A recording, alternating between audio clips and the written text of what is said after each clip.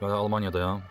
Yağış yağıb yəqin ona görə sürüşüb. Çıxdıq gördük ki, parkda dayanmışam. Gördük maşın sürüşüb düşüb ora. Görə bilmirəm.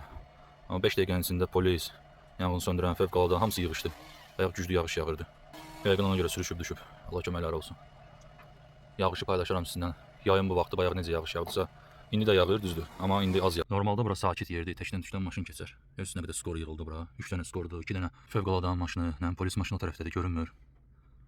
Orada ağacları kəsirlər ki, maşını çıxartsınlar. Komanda işi bu deyə. Hərəsi bir iş görür ki, oradan tez baza çıxartsınlar.